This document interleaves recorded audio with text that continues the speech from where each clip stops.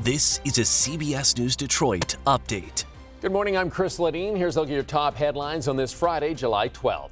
During a rare solo news conference last night, President Joe Biden insisted he is not dropping out of the 2024 race for the White House.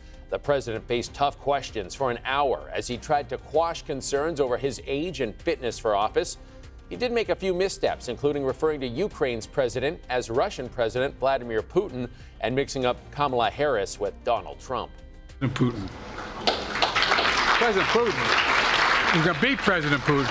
President Zelensky. I wouldn't have picked Vice President Trump to be vice president, but I think she was not qualified to be president.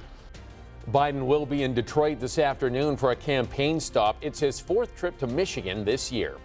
Jury deliberations will resume this morning in the Samantha Woll murder trial. The defendant, Michael Jackson Bolanos, is accused of killing the prominent Detroit Jewish leader at her Lafayette Park home last October. He has denied killing Woll. Prosecutors say there is plenty of circumstantial evidence connecting him to the murder. Whenever a verdict is reached, we will bring it to you live on air and streaming on CBSDetroit.com, the CBS News app, and Pluto TV. Detroit's record-setting NFL draft generated nearly $214 million for the city. That's according to updated numbers from Visit Detroit and the Detroit Sports Commission. $160 million of that came from visitors. More than 775,000 people attended the draft over 3 days, setting a new NFL record. The long-awaited statue of RoboCop in Detroit should be unveiled by the end of the year. That's according to Brandon Wally, the artist who designed it. He tells us he's working on the 11-foot-tall sculpture at Eastern Market, and it will debut at the Michigan Science Center this winter. This project started with a Kickstarter campaign around a decade ago. Redbox is officially a thing of the past. The DVD kiosk rental business is shutting down after its parent company declared bankruptcy last week.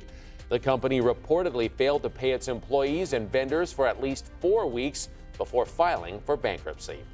Time to check in on the next weather center. Good morning, Troy. Good morning, Chris. Today on this finally Friday, we have a pretty nice day, although we'll have a couple of showers to deal with. It won't be all that widespread at about 30% for this morning, and then again, a little bit of a chance this afternoon. 83 will be our afternoon high today, very close to where we should be. Our average is 84 for this time of year, so a warm day, plenty of humid air in place, making it feel even warmer, more like the upper 80s at times, but the 90s are returning as we get into the weekend. There's the next weather futurecast again, showing 1 or 2 green dots here, indicating a couple of showers by 2 this afternoon, showing a few showers with a couple of heavier downpours, but no real risk of severe weather today. We'll just have on and off chances for rain for the morning hours and the early afternoon. By 4 p.m. on Saturday, we are mostly dry and looking great with tons of sunshine. Changes do come by Sunday, though, with rain chances on the increase, and then we'll see some rain chances next week as well. High temperatures today, close to 80. We'll get up to 80 in Pontiac, 83 in Detroit, 80 in Mount Clemens,